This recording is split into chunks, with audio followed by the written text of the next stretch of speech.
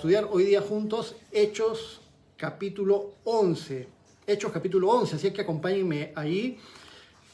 Hechos capítulo 11, como título le hemos puesto Permanezcan fieles al Señor. Entonces vamos a ver que este capítulo 11 tiene dos claras secciones. Una primeramente que tiene que ver con lo que estudiamos la semana pasada, o con lo que aprendimos y leímos juntos la semana pasada en la sesión anterior, y la otra con respecto a la expansión de la iglesia en la zona de Siria.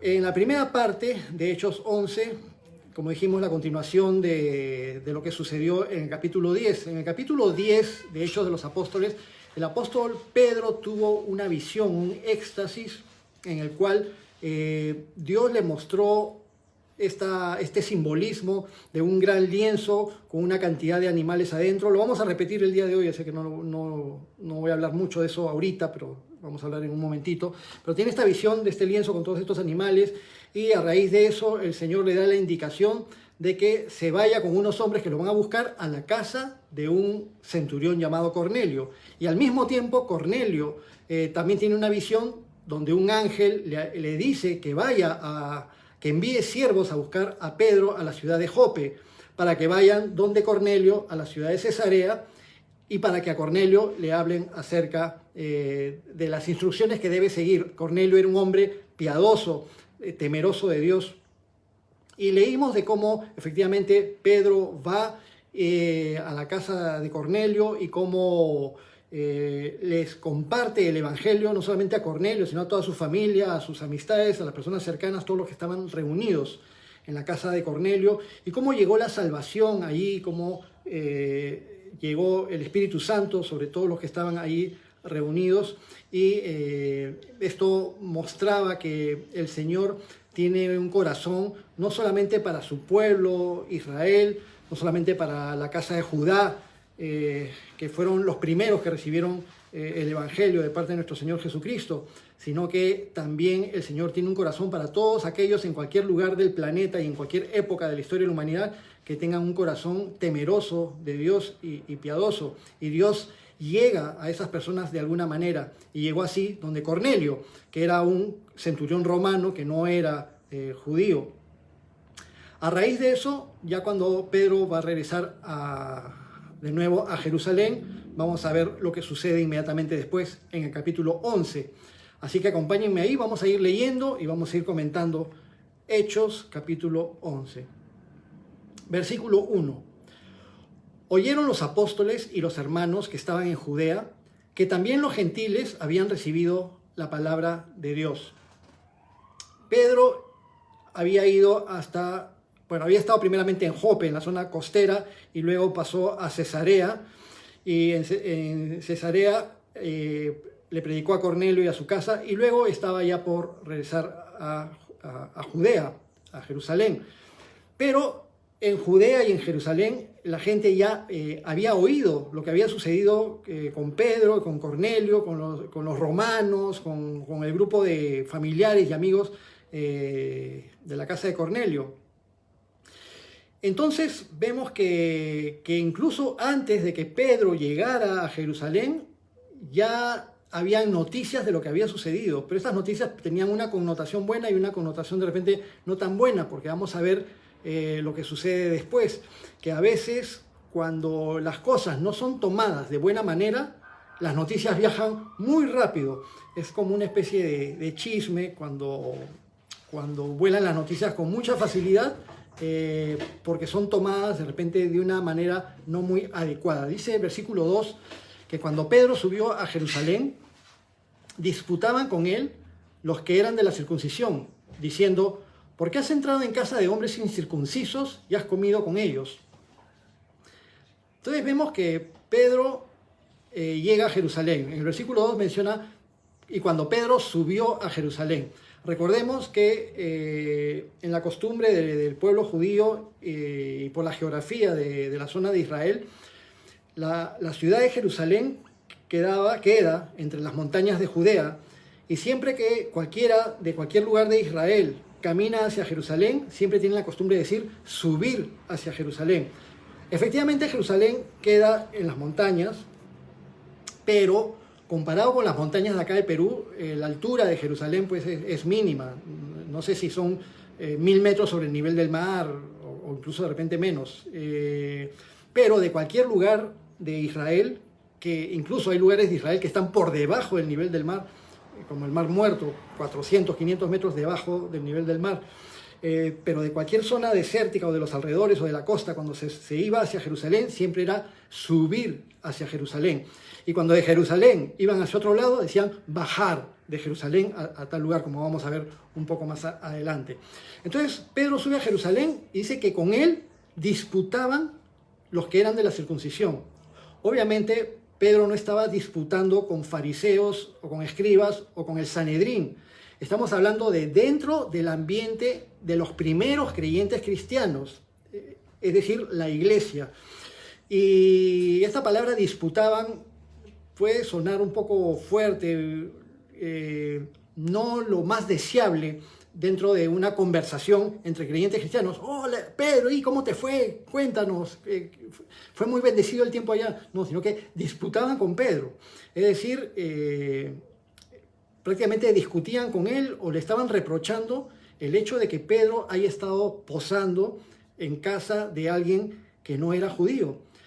Dice, disputaban con él los que eran de la circuncisión, es decir, obviamente entre los creyentes cristianos, aquellos que tenían muy arraigado no solamente el trasfondo judío, aunque todos al principio todos eran judíos en su gran mayoría, pero además habían unos que tenían un arraigo mucho más fuerte y además del arraigo eran sumamente legalistas, mantenían ese legalismo que llevó incluso a algunos de ellos a ser judaizantes, es decir, a insistir en que cualquier nuevo cristiano de otros pueblos que no fueran judíos tuvieran la obligación de practicar los rituales de la religión judía, la ley, las fiestas y guardar el Shabbat y muchas cosas más. También hay que considerar, en todo caso como algo interesante, que Pedro no era una cabeza, un líder vertical dentro de la iglesia cristiana, ni tampoco era la cabeza de la iglesia, como se ha pretendido. Por supuesto que era muy respetado como apóstol, se le consideraba columna, junto con Juan, junto con Santiago incluso que no era apóstol, el hermano de nuestro Señor Jesucristo, que era obispo en Jerusalén. Pero lo que sí estamos seguros es que Pedro no era el vicario de Cristo y tampoco la cabeza de la iglesia. La cabeza de la iglesia es nuestro Señor Jesucristo. Justamente vemos que hay hermanos cristianos en ese momento que no tienen problemas en disputar con Pedro. Y también en otros momentos, incluso el apóstol Pablo, quien será más adelante el apóstol Pablo, tuvo un tiempo de reprocharle a Pedro determinadas conductas. De eso ya nos ha comentado el pastor Iván en el estudio de la carta a los Gálatas y nos va a seguir comentando seguramente. Ahora, en este caso, la disputa es que por qué ha entrado en casa de hombres incircuncisos. Entonces, bueno, para la cultura y la tradición hebrea, en esa época especialmente, Pedro había cometido una aparentemente grave infracción. Es cierto que en las Escrituras, especialmente en el Antiguo Testamento, que eran las que tenían en ese tiempo, y luego lo vamos a ver también ya en las Escrituras del Nuevo Testamento que fueron escritas después, dicen las Escrituras que Dios no hace acepción de personas. Y Pedro lo dijo cuando estuvo en la casa de Cornelio, dijo, veo que el Señor no hace acepción de personas, que el Señor quiere salvar también a gentiles tanto como a judíos. Pero aún en la mentalidad judía, ellos no veían como algo posible que Dios tuviera consideración hacia los pueblos gentiles, y mucho menos que un judío pudiera contaminarse, mezclarse con personas que no fueran judías. Le dicen de esta manera, ¿por qué has entrado en casa de incircuncisos? Y esta era una manera despectiva de referirse a los gentiles. obviamente los gentiles nos referimos a todas aquellas personas que no pertenecían a la nación judía. Ellos, los gentiles, eran considerados como inmundos por los judíos. Efectivamente, la mayoría de los pueblos gentiles tenían un trasfondo pagano, lleno de idolatría, lleno de prácticas vergonzosas y inmundas ante los ojos de Dios.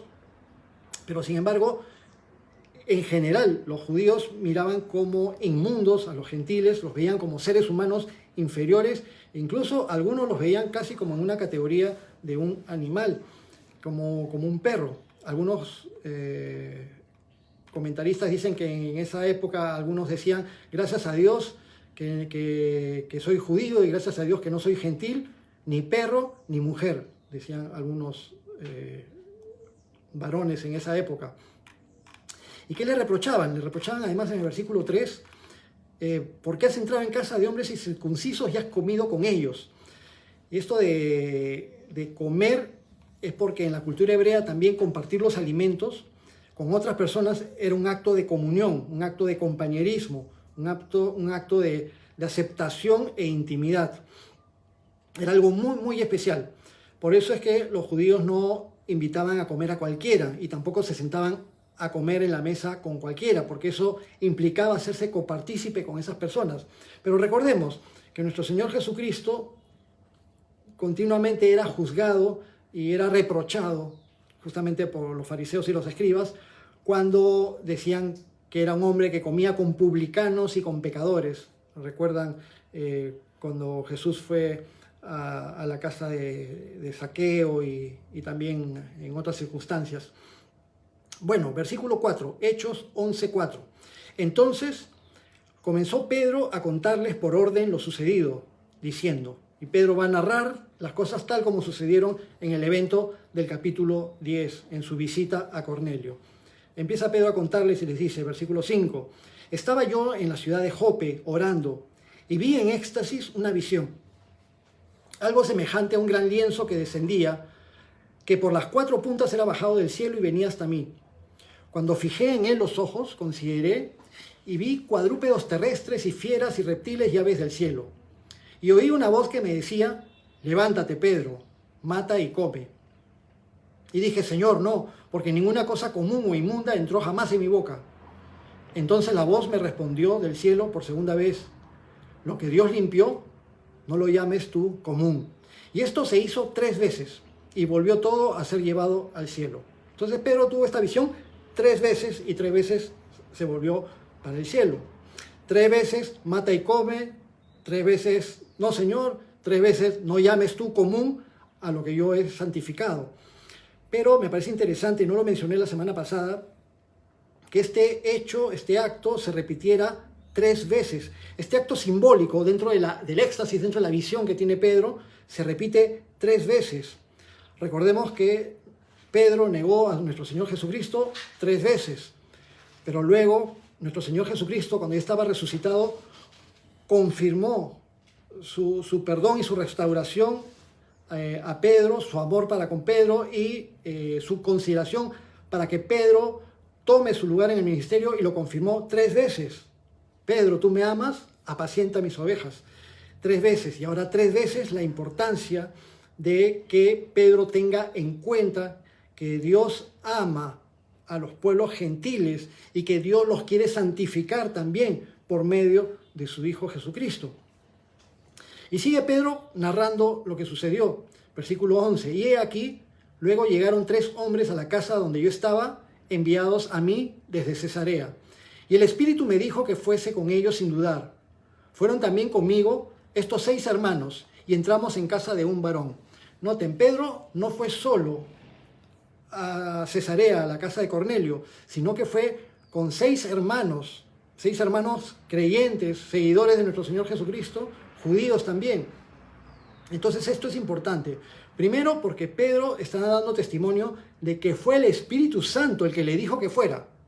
Entonces Pedro dice, yo fui porque el Espíritu Santo me dijo que fuera. Ustedes me están preguntando por qué he ido a la casa de un hombre gentil y por qué me sentaba a la mesa con gentiles, con incircuncisos. A mí el Espíritu Santo me dijo que fuera. Recuerden siempre, hay que obedecer a Dios antes que a los hombres. Pero además tuvo Pedro la suficiente sabiduría espiritual para llevar testigos que hayan visto lo que sucedió y que puedan atestiguar lo que Pedro estaba diciendo delante de estos hermanos que le están pidiendo rendir cuentas de por qué había ido a casa de un gentil y había estado compartiendo y sentado a la mesa con estas personas. Entonces fue oportuno que Pedro llevara estos testigos judíos para que constara todo lo que había sucedido. Y entonces menciona Pedro en versículos 12, 13 de Hechos 11, y entramos en casa de un varón, es decir, Cornelio, quien nos contó cómo había visto en su casa un ángel que se puso en pie y le dijo: envía hombres a Jope y haz venir a Simón, el que tiene por sobrenombre Pedro. Él te hablará palabras por las cuales serás salvo tú y toda tu casa. Esto también es muy lindo y es muy importante, porque en el capítulo 10 se nos da testimonio de que Cornelio era un hombre piadoso, era un hombre temeroso de Dios y hacía muchas limosnas. Y que sus oraciones y sus limosnas llegaron a la presencia del Señor. Pero ¿por qué si era un hombre piadoso y era un hombre temeroso de Dios? ¿Por qué necesitaba que le prediquen? Prácticamente ya era un hombre bueno. Y esto es lo importante, que por más piadoso y por más temeroso de Dios que fuera, necesitaba oír el mensaje de salvación para poder ser salvo. Y no solamente él, pero él como responsable, como centurión, responsable de hombres y responsable de su familia y responsable de su entorno, él convocó a muchas personas ese día en su casa cuando iba a llegar Pedro, y fueron muchos los que estaban ahí reunidos y muchos los que recibieron la palabra. Por supuesto, su familia también, y él había recibido esta indicación. Llama a Pedro, llama a Simón, que tiene por sobrenombre Pedro. Él te va a dar palabras, él te va a hablar palabras por las cuales serás salvo tú y toda tu casa. Esta circunstancia, o muy parecida, se va a repetir un poco más adelante, hacia el capítulo 16 de Hechos de los Apóstoles, cuando Pablo esté, el que ya sea apóstol Pablo, esté en Filipos. Pero nos guardamos esto en el corazón. Escucha estas palabras por las cuales serás salvo tú y toda tu casa. Muchas veces nosotros queremos, deseamos lo mejor para nuestras familias, lo mejor para nuestros seres queridos, lo mejor para nuestros hijos.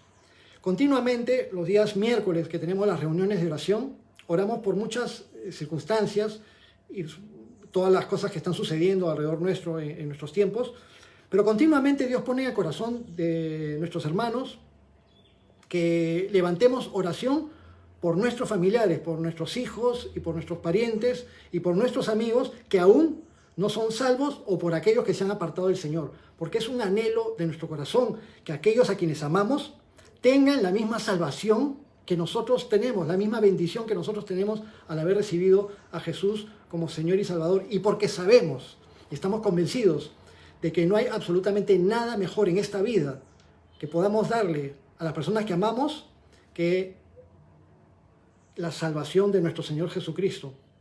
Ahora, esto no es algo automático, es decir, porque me convierto yo, automáticamente se convierten mis hijos, pero si recibo yo la palabra de Dios y recibo yo la salvación del Señor y yo la inculco en mi familia y dejo que el Señor me utilice de diferentes maneras con mi entorno más cercano, y por amor a Dios trato de llegar a aquel lugar donde Dios me ha puesto, que es mi familia, mi trabajo, mi barrio, entonces yo puedo orar por la misericordia de Dios también para ese entorno cercano, primeramente mi familia.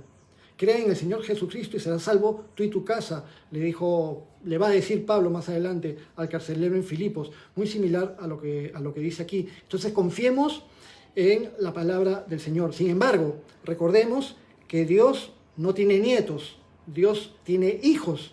Entonces cada persona debe con responsabilidad propia decidir en aceptar a Jesús como Señor y Salvador. Pero esto es interesante. Siendo Cornelio un hombre temeroso de Dios y piadoso, necesitaba escuchar el Evangelio. algo muy similar a lo que pasó con el funcionario etíope, del cual habíamos leído en el capítulo 8. Sigue Pedro narrando lo que sucedió, versículo 15.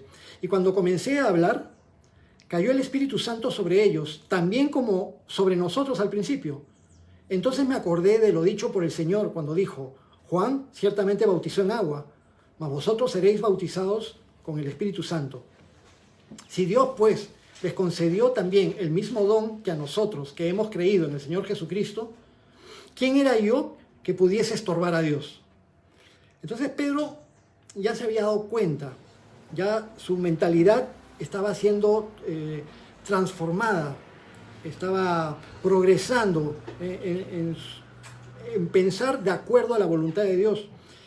Y se dio cuenta de que Dios no hace diferencias entre judíos y gentiles. En Gálatas 3:28 dice: porque no hay esclavo ni libre, ni judío ni griego, ni hombre ni mujer, todos son uno en Cristo. Dios no hace excepción, Dios no hace diferencia entre los seres humanos. Dios ama a los seres humanos y todos los seres humanos necesitan la salvación del Señor. Jesucristo lo pone bien en claro cuando dice: si alguien no se arrepiente, sea judío o no sea judío, si alguien no se arrepiente, igual se perderá.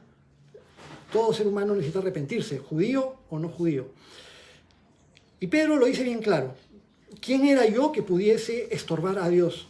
Si Dios quiere salvar a Cornelio, salvar a su familia, salvar al entorno, ¿por qué Pedro se iba a poner en el plan de decir: no, ellos son unos incircuncisos?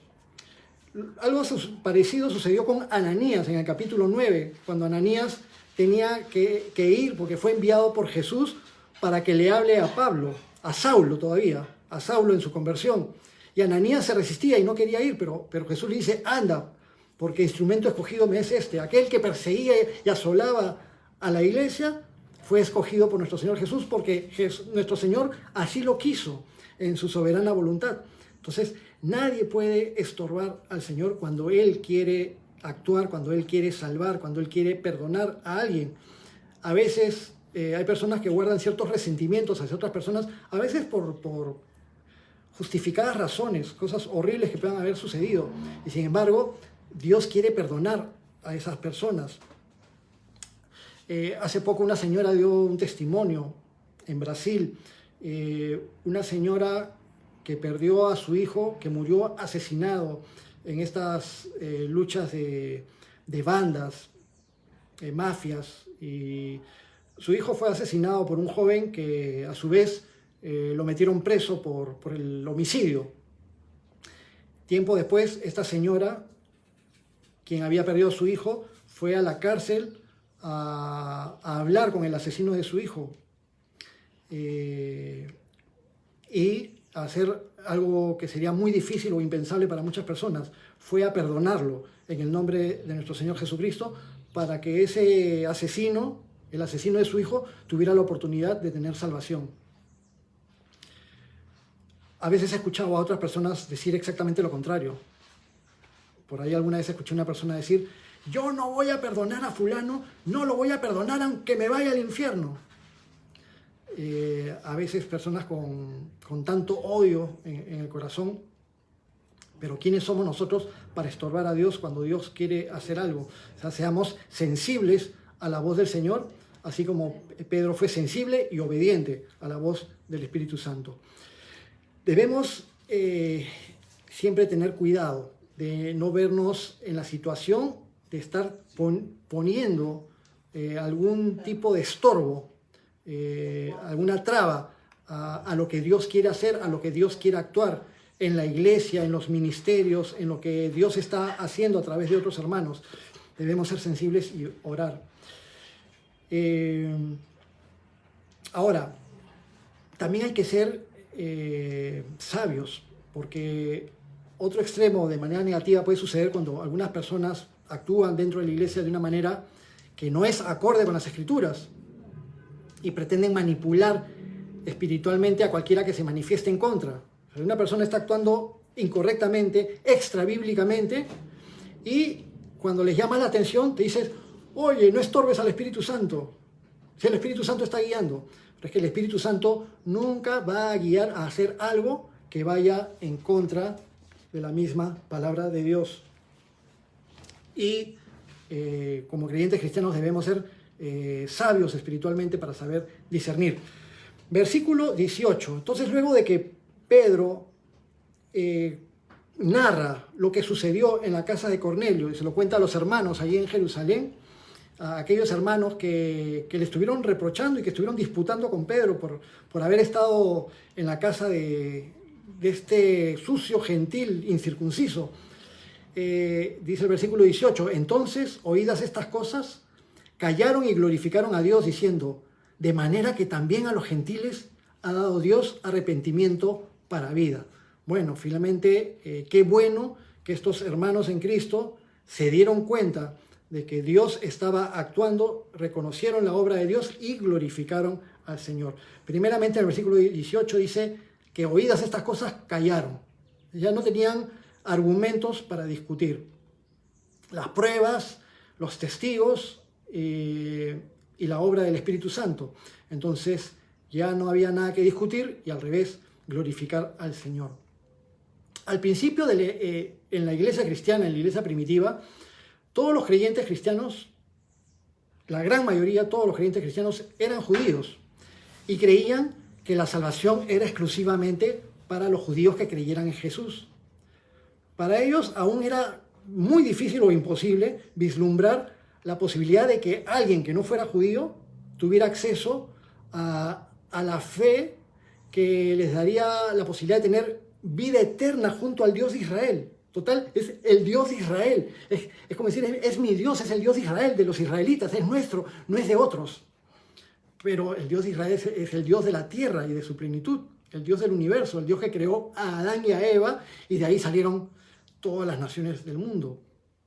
Se les hacía muy difícil aceptar que un gentil inmundo tuviera el mismo acceso que ellos a la gracia de Dios. Pero esto simplemente es el cumplimiento de la promesa dada por Dios a Abraham. En Génesis 12:3, que a través de su simiente, la promesa de que a través de un descendiente de Abraham, que habría de ser nuestro Señor Jesucristo, serían bendecidas todas las naciones de la tierra, todos los pueblos, todos los gentiles podrían tener acceso a esta bendición de ser descendiente de Abraham. Y después, eso nos lo explica el apóstol Pablo, ya cuando ya ejerce como apóstol más adelante en las cartas, porque son hijos de Abraham todos aquellos que son salvos por la fe en Jesucristo. Por la fe en Jesucristo somos hijos de Abraham. Es una promesa para los gentiles. Muy bien, y ahora pasamos al siguiente tema de este mismo capítulo. Cómo sigue creciendo y expandiendo la iglesia cristiana. Hechos capítulo 11, versículo 19.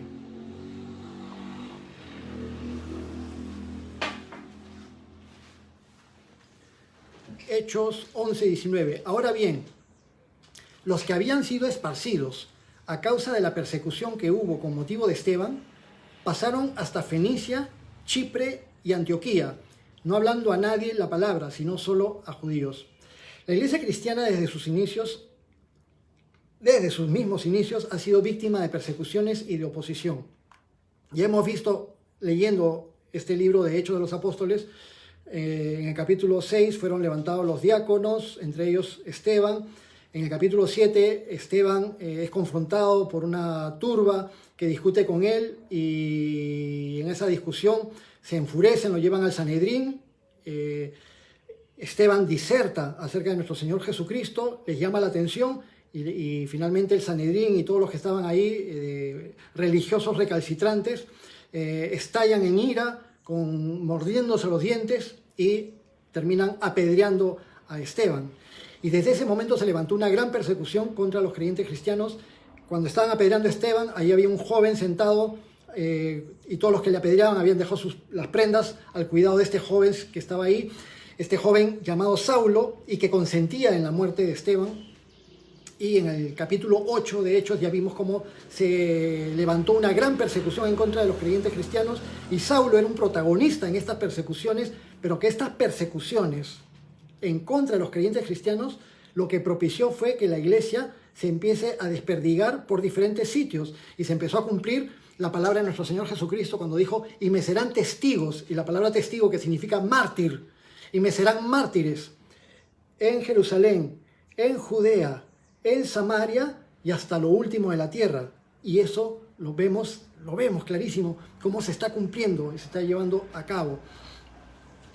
Pero es una realidad, la iglesia cristiana sufre persecuciones. Hace poco, hace horas, y creo que ayer, ya hay noticias de creyentes cristianos acá nomás, en Venezuela, que han sido torturados, les han hecho marcas de X sobre la piel, les han hecho comer Biblias y otras cosas más.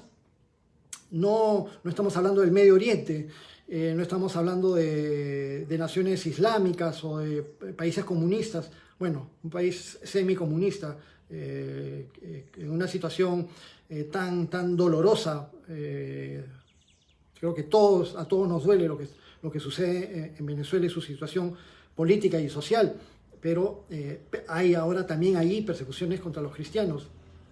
Entonces, esta es una promesa que está en la Biblia. Los cristianos sufrirán persecuciones, y es una promesa que a las iglesias cristianas no les gusta mucho mencionar, pero es parte de lo que puede acontecer en cualquier lugar del mundo.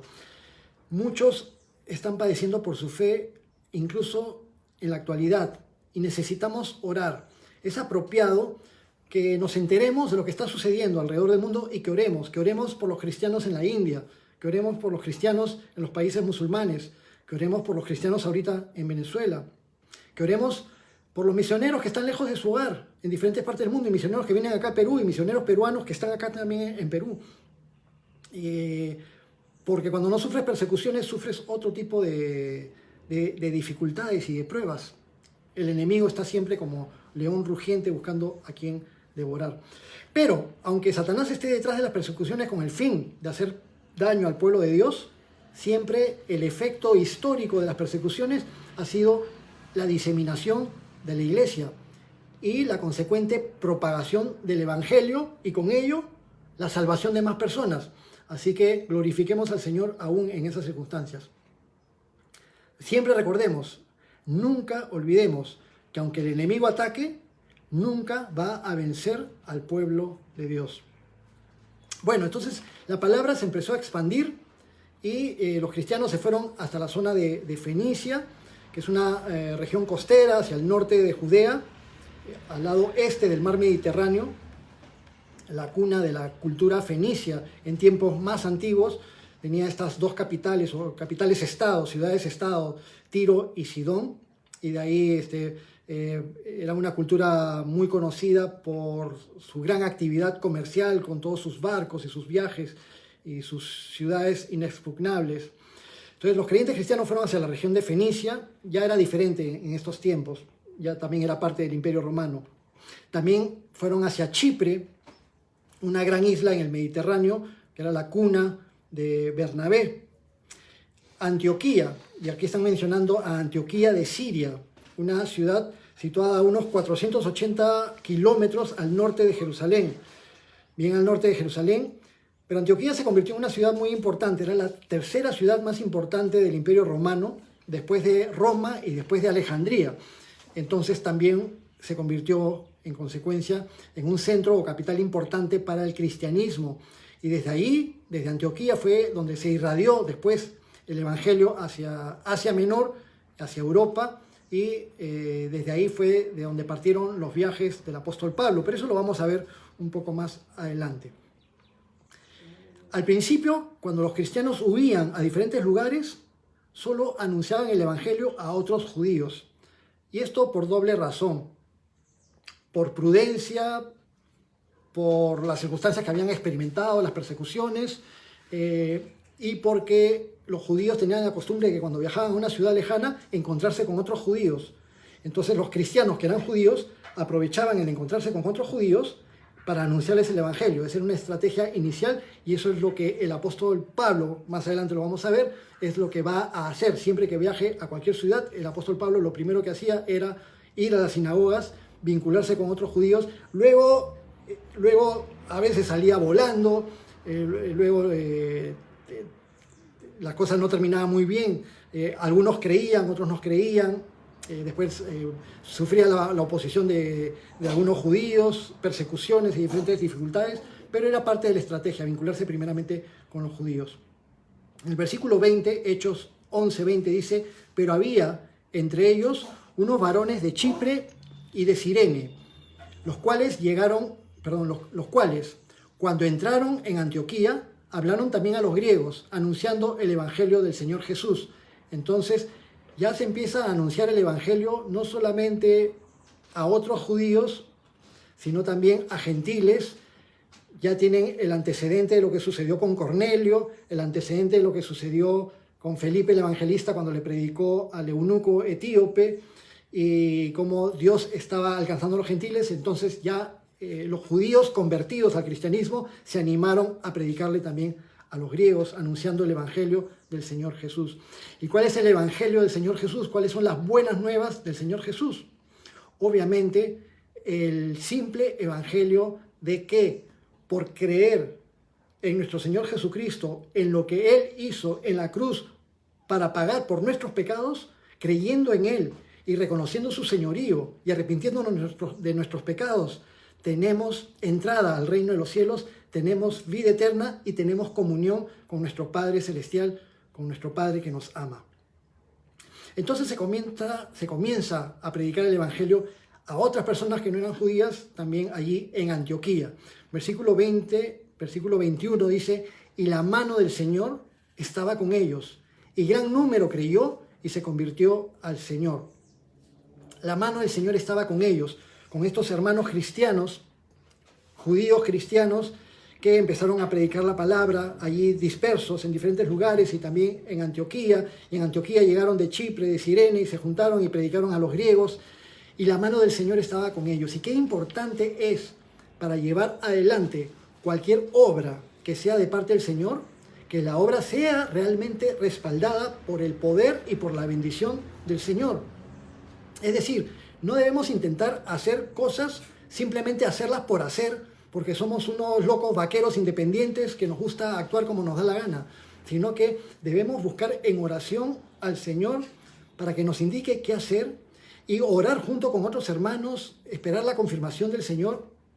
Y cuando hacemos lo que Dios quiere que hagamos, si Dios quiere que viajemos a tal ciudad, si Dios quiere que prediquemos en tal lugar, si Dios quiere que realicemos un estudio bíblico, si Dios quiere que hagamos escuela dominical, si Dios quiere que hagamos tal cosa o tal otra, es importante que seamos sensibles a que realmente Dios quiere que lo hagamos.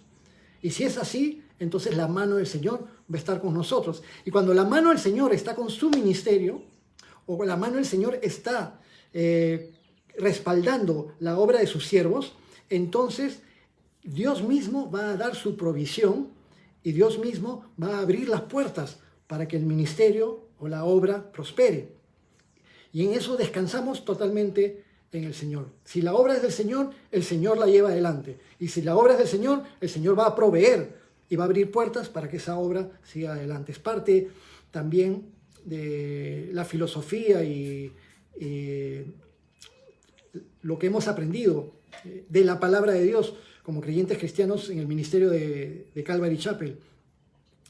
Lo que nos decía el pastor Chuck Smith, cuando el Señor guía, Él provee. Entonces hay que confiar en que el Señor sea el que guíe y no hay que patalear tratando de hacer algo si es que el Señor no está bendiciendo y si es que el Señor no está guiando. Y esto no significa tirar la toalla con facilidad, pero hay que ser sensibles a que realmente el Señor esté bendiciendo algo que Dios quiere que se haga.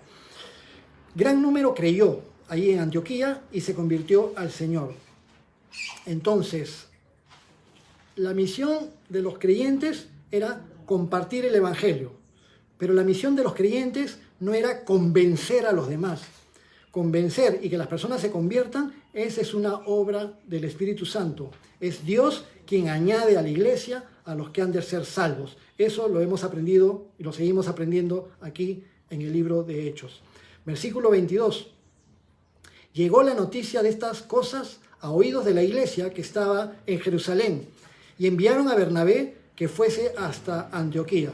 Cuando en Jerusalén se enteraban que sucedía algo en algún lugar, siempre mandaban apóstoles o encargados para que corroboraran que las cosas estaban bien, que las cosas estaban alineadas de acuerdo al Evangelio de nuestro Señor Jesucristo, que las cosas eran realmente guiadas del Señor. Por eso es que cuando estaba Felipe en Samaria predicando y muchas personas se convirtieron allí, muchas personas se bautizaron, al principio vimos en el capítulo 8, la iglesia de Jerusalén envió a Pedro y a Juan para que complementen aquello que habían aprendido los creyentes cristianos y todos fueron bautizados en el Espíritu Santo y la iglesia crecía ahí en Samaria.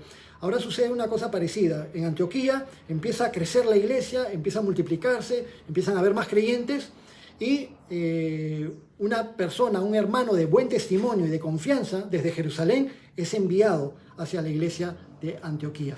La iglesia de Jerusalén no podía hacer nada por evitar que se propagase el Evangelio y no tenía por qué hacer nada para evitarlo, al revés, para que se propagase el Evangelio entre los gentiles.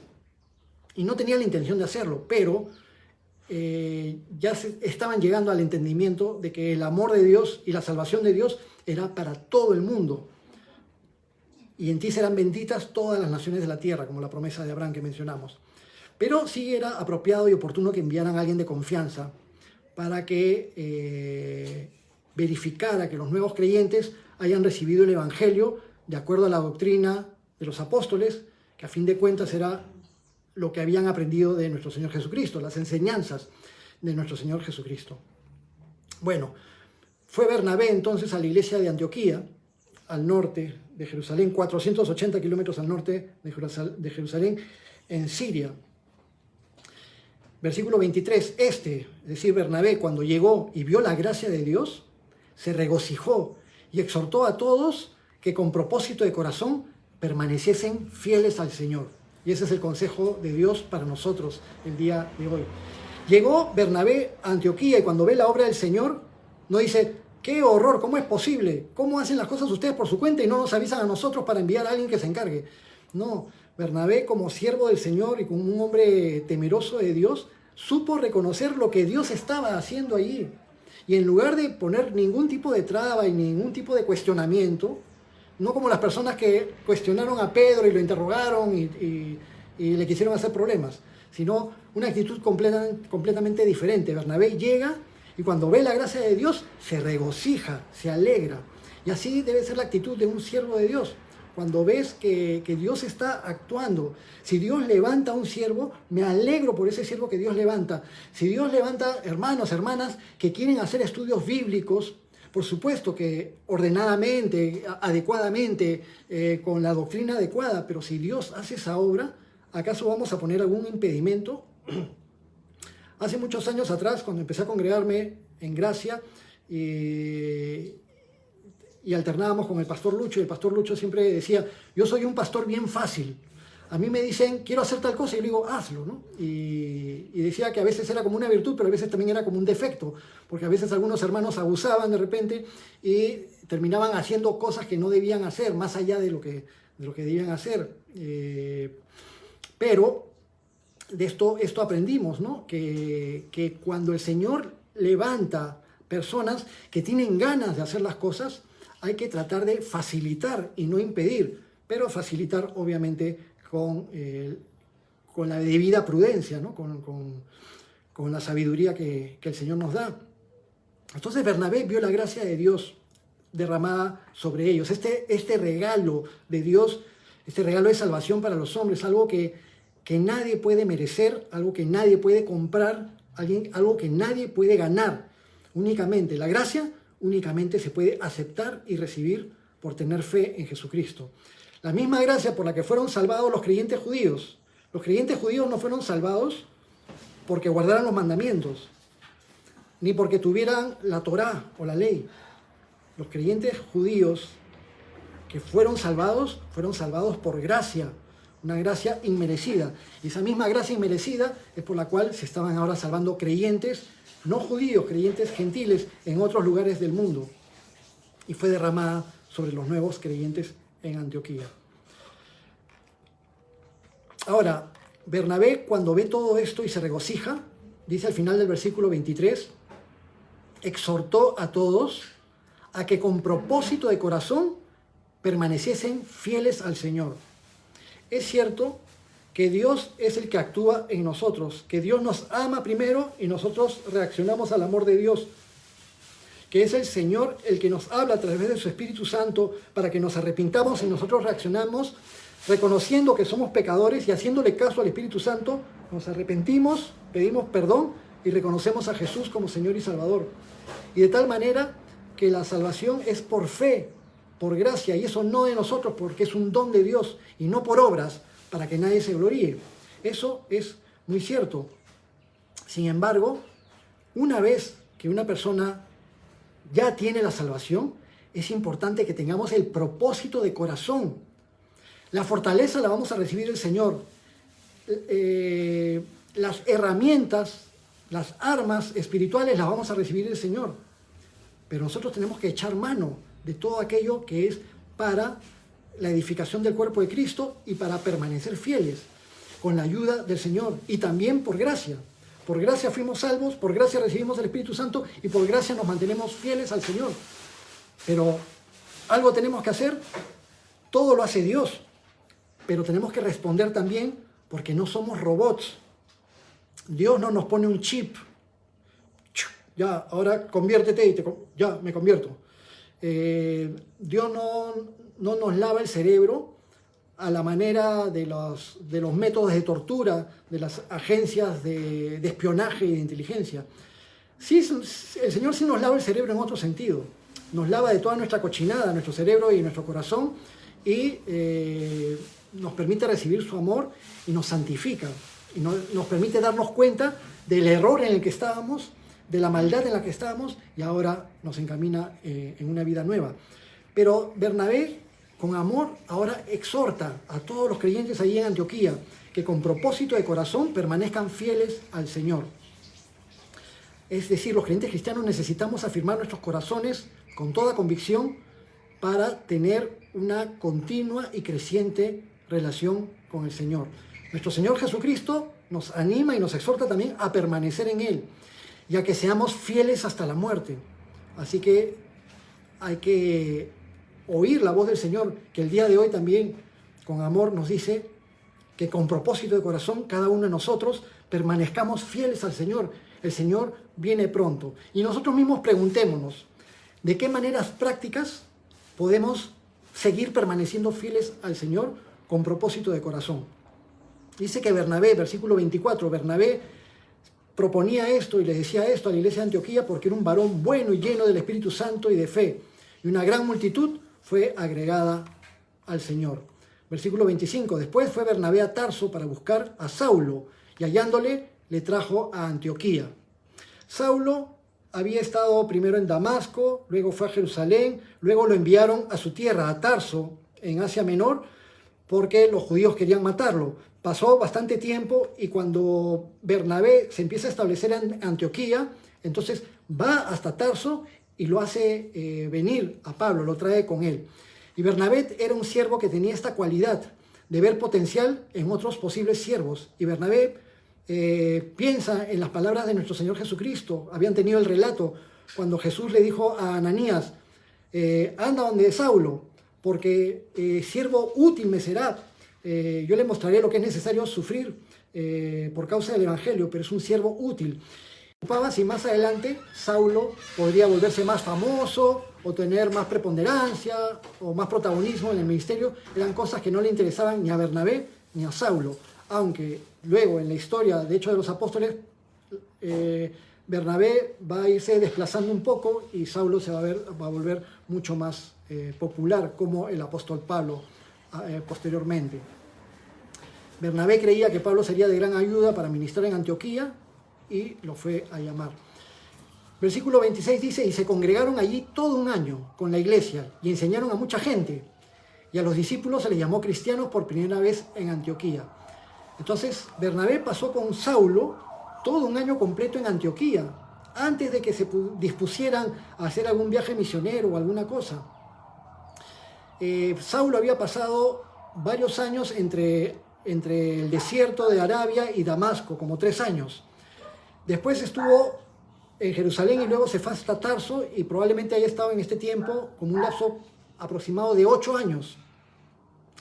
Y luego que Bernabé lo busca, pasa un año entero más ahí sirviendo con la iglesia en Antioquía. Hay personas que cuando recién se convierten se desesperan por involucrarse en el servicio a Dios, y a veces con una vehemencia que es como una explosión, como un fuego artificial que se infla pero que luego desaparece. Hay personas que se acercan a los pastores y dicen: pastor, yo quiero hacer esto, yo quiero servir en la alabanza, yo quiero ir acá, yo quiero hacer lo otro. Allá qué bien, pero ¿sabes qué? Primero congrégate con fidelidad y más adelante vemos. No, pero pastor, es que yo quiero servir. Personas que recién tienen asistiendo 1 o 2 semanas a la iglesia. Yo quiero servir, yo quiero participar. Ya, pero tranquilo, escucha la palabra, únete a los hermanos, conócete con todos, crece junto con nosotros y más adelante vemos. Muchas veces hay personas que cuando ni han pasado 2 o 3 meses se desesperan porque no les ponen a servir en algún lugar y se van de la iglesia y se terminan volviendo al mundo. Personas muy explosivas, muy vehementes. Hay que esperar en el Señor. Saulo empezó a predicar desde que se convirtió, pero pasaron bastantes años antes de que se convierta en el apóstol Pablo y saliera en sus viajes misioneros. En el versículo 26 también menciona, hacia el final del versículo 26, que a los discípulos allí en Antioquía se les llamó cristianos por primera vez. Y esto es interesante. Fue la primera vez que se llamó así, como cristianos, a los seguidores de Jesucristo. Y lo estamos leyendo en el capítulo 11 del libro de Hechos. Se han pasado varios años del inicio del cristianismo, el inicio de la iglesia cristiana. Antes se les mencionaba como los de este camino. También les decían nazarenos, seguidores de Jesucristo, pero ahora se les menciona como cristianos ahí en Antioquía. Este término cristiano es una mezcla del griego con el latín. La palabra griego Christos, que significa ungido. Christos, que es la misma palabra que en hebreo es Mesías. Jesús es el Mesías en hebreo, o el Cristo en griego. Ambas palabras significan el ungido de Dios, pero se ha castellanizado y ahora usamos la palabra Cristo, Jesucristo, que es el ungido de Dios. Y a los que siguen al ungido de Dios son los cristianos. La palabra latín Janus significa partidario o seguidor. Y esta expresión cristianos no se originó en los mismos creyentes o discípulos, sino que era una manera peyorativa en que los gentiles inconversos llamaban a aquellos que eran seguidores de Jesucristo. Era como una palabra más como de burla. Esos cristianos, era para burlarse, pero después, más adelante, el apóstol Pedro diría que tomemos con mucha honra esa posibilidad de ser cristiano. Cristiano significa como un Cristo en pequeñito, un seguidor de Jesucristo. Si tú eres un cristiano es porque Cristo se ve a través de ti. Y hazte siempre la pregunta. Continuamente decimos, no tal cosa porque yo soy cristiano, sí tal cosa porque yo soy cristiano. Si yo soy cristiano, se supone que Cristo debe estar reflejado en mí. Y hagámonos esa pregunta nosotros mismos, ¿no? ¿Se refleja nuestro Señor Jesucristo en nosotros? Versículo 27, y vamos a terminar. En aquellos días unos profetas descendieron de Jerusalén a Antioquía. Y levantándose uno de ellos, llamado Ágabo, daba a entender por el Espíritu que vendría una gran hambre en toda la tierra habitada, la cual sucedió en tiempo de Claudio. Entonces, Ágabo fue un profeta que lo vamos a ver de nuevo más adelante en el capítulo 21 de Hechos, y reconocemos el ministerio que Dios puede permitir cuando Él reparte dones del Espíritu Santo como Él quiere y personas que profetizan. Pero de acuerdo al modelo que tenemos en las Escrituras, en 1 Corintios capítulo 12 y 1 Corintios capítulo 14, ahí se nos habla acerca de los dones espirituales y especialmente acerca del don de lenguas y del don de profecía. El don de profecía siempre es para edificar a la iglesia, para exhortar, para animar a la iglesia. Pero Ágabo daba a entender que iba a venir una gran hambre sobre toda la tierra habitada, y sucedió realmente en tiempos de Claudio. Entonces esta hambruna mencionada, profetizada por Dios a través de Ágabo, que es aludida por Lucas, coincide con tiempo histórico del emperador romano Claudio, quien gobernó el Imperio Romano entre el 41 y el 54 después de Cristo.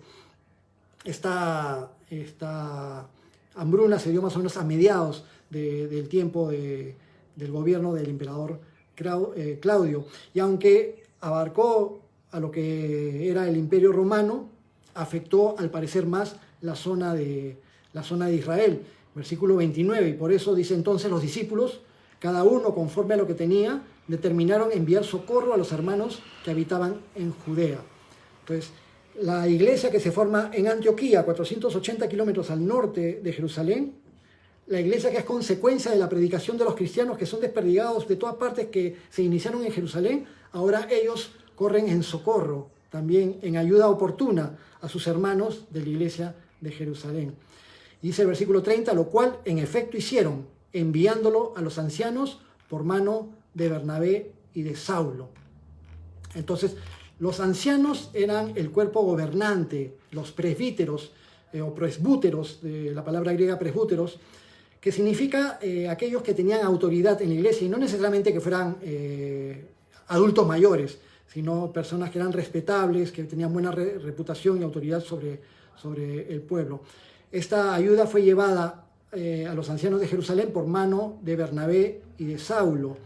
Es decir, esta primera comisión de la iglesia de Antioquía entregada a Bernabé y a Saulo para que vayan en un viaje misionero, pero esta misión era llevar una ayuda social, una ayuda fraternal, identificándose con las necesidades de la iglesia en Jerusalén. Y llevaron esta ayuda económica desde Antioquía a Judea, y fieles al Señor con esta primera misión, más adelante el Señor les encomendaría cosas grandiosas a Bernabé y a Saulo, quienes se convertirán en grandes misioneros, y lo vamos a ver más adelante a partir del capítulo 13, en 2 o 3 sesiones más adelante. Muy bien, ahí quedamos, ahí llegamos el día de hoy, y recuerden lo que el Señor ha sembrado en nuestros corazones el día de hoy, que con propósito de corazón permanezcamos fieles al Señor. Nos despedimos, vamos a orar. Amado Padre, gracias por darnos tu palabra. Qué rápido se nos pasa el tiempo. Hay tantas cosas de las que quisiéramos hablar, de las que queremos compartir, pero te damos gracias, Señor, que seguimos unidos y en comunión, que podemos hacer comentarios ahí en la parte inferior de la transmisión, de que tenemos los chats de la iglesia, chat de oración, y que también reuniones más casuales, como la del domingo en la tarde, preguntaré y me enseñarás, los domingos a las 5 de la tarde con el pastor Lucho, con su esposa Nori, donde podemos conversar, donde podemos preguntar, donde podemos alternar. Y te damos gracias, Señor. Ayúdanos, Padre, para perseverar con propósito de corazón. Que busquemos, Señor, fortalecernos en ti, en tu palabra, en tu Espíritu Santo y en todas las herramientas espirituales que tú nos das para que permanezcamos fieles a ti. Te damos gracias, Señor. Esperamos ansiosos la venida de tu Hijo Jesucristo. Y mientras tanto, Señor, te pedimos que nos ayudes acá en el Perú, en Estados Unidos, en Venezuela y en todo lugar del mundo. Te bendecimos, Padre, y todo esto te lo pedimos en el nombre de tu Hijo Jesús. Amén.